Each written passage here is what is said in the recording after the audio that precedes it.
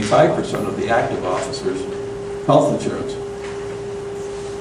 So, if you look further out in time, it's reasonable to expect that an officer could be hired in 2005, be with the town for 20 years, and retire and live for 40 years. His replacement, if we use the same projection, his replacement does that, and while when he retires, a third person would be hired for essentially that same position. So you would have 2 people retired and 1 person active for a position at any one point in time. And those are where that cascading effect begins to take place, and we'll explore that a little more. These are the assumptions that we use in doing our projections. We used what we feel is a fairly modest 2.5% increase for salaries. We didn't project any increases in FICA or state retirement, and those are a couple more volatile areas that the town has to consider. And we also felt that the health insurance increases are going to cool off after a period of time, and but who knows? We don't have a crystal ball. We just did the best that we can. We didn't include any overtime or longevity pay, and we expected that the average officer is going to retire at 45 and will live to age 80. So those were our assumptions. And this is what those assumptions do. When you look at an officer that was hired in 2008, and through the 20 years of his career with Cicero, you can see that his health insurance costs go up more rapidly than his salary. And if you project that out for the entire department, the numbers driven primarily by health insurance and the health insurance payments to retirees in that 2045 time frame, they start to escalate dramatically because you have more and more people on retirement. And this is based just on 14 officers, not the entire department.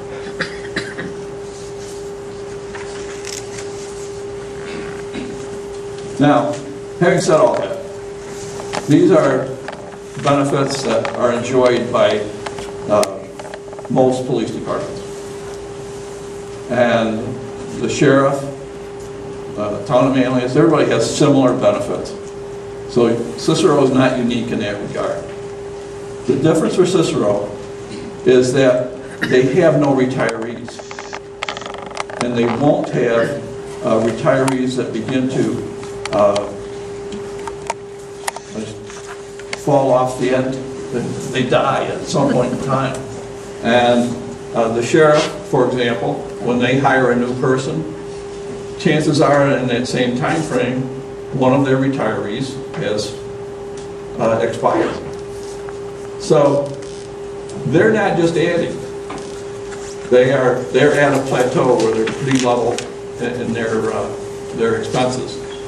Cicero is going to ramp up until about 2080 before they get to that plateau, and then the costs are going to escalate dramatically.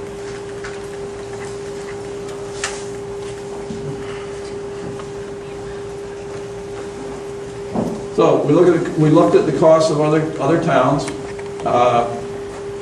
This is a breakdown by town. You can see them across the bottom there. Cicero's the second one, for those of you who can't read it. And we also included the town of Onondaga, which has no police force. So this is the cost of the home to the right and what the average homeowner contributes to the police department. So Cicero does really well. They have a low cost. The caveat there is it's a low cost only for a few years. And looking at comparisons of budget from the for the same departments, Cicero and Clay, pretty equivalent. And when you look at it on a per capita basis, per person, Clay is actually the lowest because they have almost twice the population of Cicero.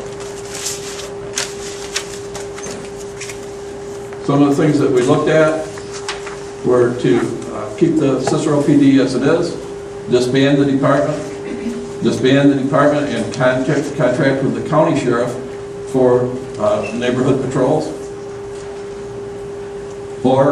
And we also looked at returning the department to using only part-time officers. So those are some options that are that were on the table for consideration by the board.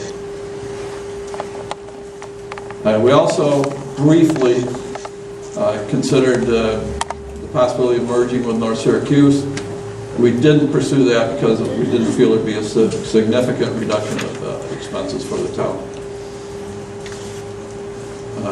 Recommendation, a little background, the town, in the opinion of the committee, has been subsidizing the services of the New York State Police and the Sheriff by performing duties that those departments have responsibility for,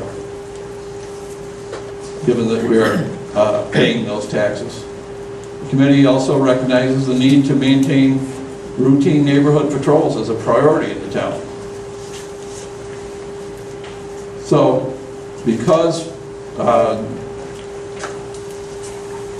the sense the committee got from the board is that they want the public input on this decision. We recommend a referendum to get the public's opinion on whether the town of Cicero should disband the local police force and contract with the sheriff to provide enhanced policing services, such as neighborhood patrols. We don't recommend that you contract with the sheriff to provide routine police services.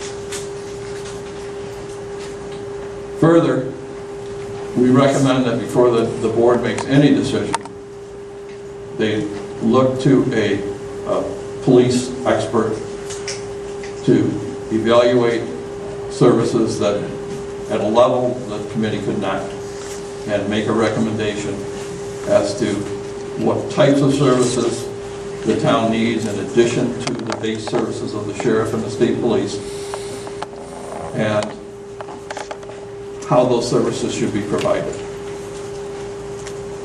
And that is our best thoughts.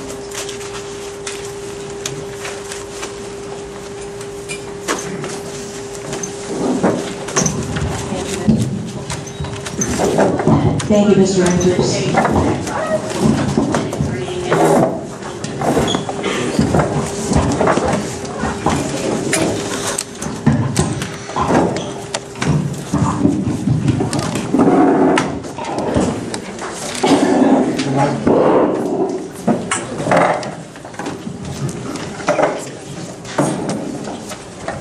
First of all, I'd like to thank Mr. Winters and the whole committee for spending a lot of hours and a lot of time, personal time as well, volunteering to present this committee survey to us.